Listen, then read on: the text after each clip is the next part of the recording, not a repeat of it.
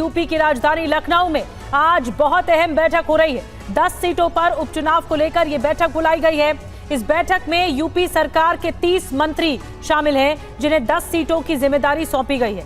और इससे पहले कल दिल्ली में बीजेपी अध्यक्ष जेपी नड्डा ने यूपी के डिप्टी सीएम केशव प्रसाद मौर्य और भूपेंद्र चौधरी, जो कि यूपी बीजेपी चीफ हैं, उनसे मुलाकात की, जिसमें यह कहा जा रहा है कि उपचुनाव की तैयारियों को लेकर चर्चा हुई है। लेकिन सूत्रों का दावा है कि इस मुलाकात में केंद्रीय नेतृत्व ने केशव प्रसाद मौर्य और यूपी बीजेपी अध्यक्ष भूपेंद्र चौधरी के साथ मुलाकात करके यूपी में जो खराब प्रदर्शन रहा लोकसभा चुनाव पर, इसी पर ही फीडबैक लिया है और इसी से जुड़ी हुई आज की बैठक भी बताई जा रही है। तो बड़ी बात यह कि लखनऊ में उपचुनाव को लेकर अहम बैठक जारी है।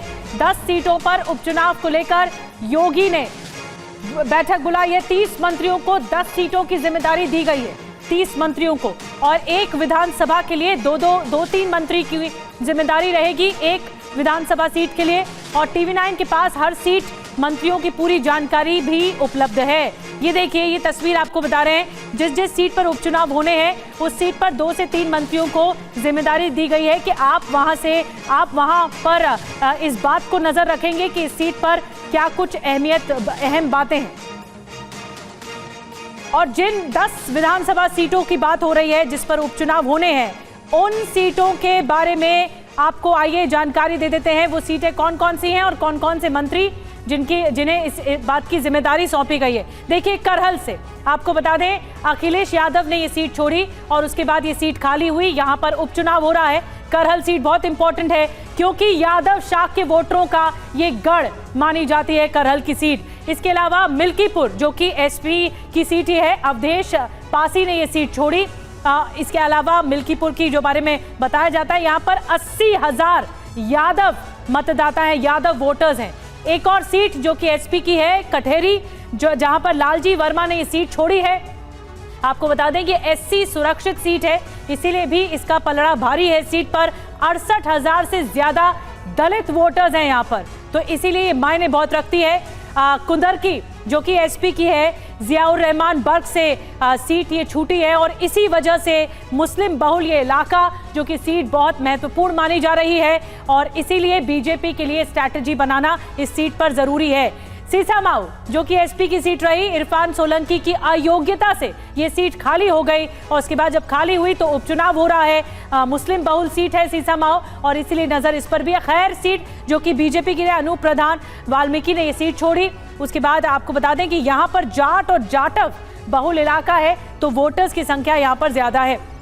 गाजियाबाद की सीट उपचुनाव हो रहे हैं, अतुल गर्ग ने ये सीट छोड़ी और इसीलिए उपचुनाव हो रहे हैं। तो जाट दलित बहुल सीट है, इस सीट पर भी चुनाव हो रहे हैं, सांसद बन गए वो। उसके बाद फूलपुर की ये सीट, प्रवीण पटेल ने ये सीट छोड़ी।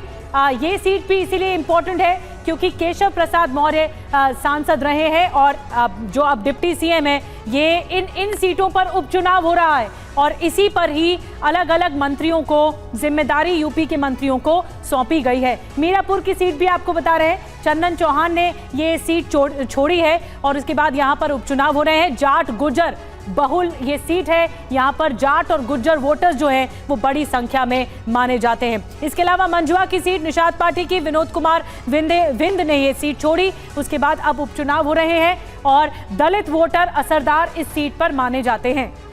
हमारे साथ रोविंग एडिटर पंकज झा इस वक्त और ताज़ा जानकारी के बारे में जुड़ चुके हैं। पंकज, जो बैठक इस वक्त चल रही है उस बैठक के बारे में बताइए, क्योंकि मंथन लगातार हो रहा है और इस बार वो कोशिश छूटनी नहीं चाहिए बीजेपी की, जो इस बैठक में निकलकर सामने आ रही है। कल केशव प्रसाद मौर्य के साथ भी 1 घंटा बैठक चली है जेपी नड्डा की। देखिए, सबसे बड़ी चुनौती यूपी में बीजेपी के पास सामने में ये है कि पिछले 7 सालों से यूपी में बीजेपी की सरकार है और देखें तो 2014 में से दिल्ली में बीजेपी की सरकार है। डबल इंजन की सरकार, आप इसे समझ लीजिए। लेकिन पहली बार कहीं न कहीं बीजेपी के घर में आपसी कलह बहुत बढ़ गई है।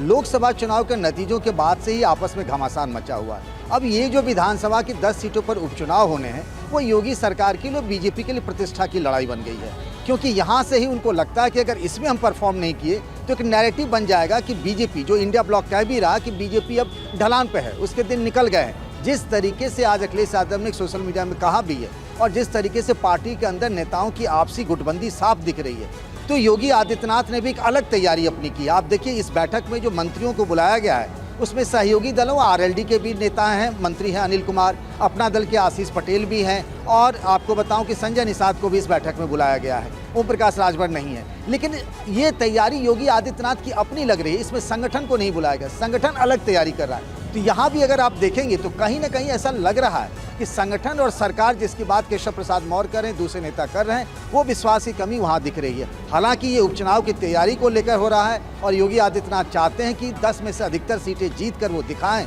कि अब भी उनमें दमखम है। और चूंकि उपचुनाव सरकार का चुनाव माना जाता है, इसीलिए उन्होंने पूरी ताकत झोंक दी है और मंत्रियों के साथ बैठक कर रहे हैं ये जानने के लिए कि कहां से क्या किया जाए ताकि वहां बीजेपी जीत ले। लेकिन संगठन के किसी ताकि जीत मिल सके बीजेपी को इस बैठक में नहीं। स्ट्रैटेजी पंकज बता रहे हैं, बहुत बड़ी बात बता रहे हैं पंकज झा कि स्ट्रैटेजी बहुत इंपॉर्टेंट है बीजेपी की, इसीलिए 10 सीटों पर 30 मंत्रियों को लगा दिया गया है ताकि आप जिस जिस सीट का जिम्मा सौंपा गया है उस पर काम करिए और बीजेपी को जीत दिलाइए। ये बहुत बड़ी स्ट्रैटेजी। मैं आऊंगी पंकज आपके पास।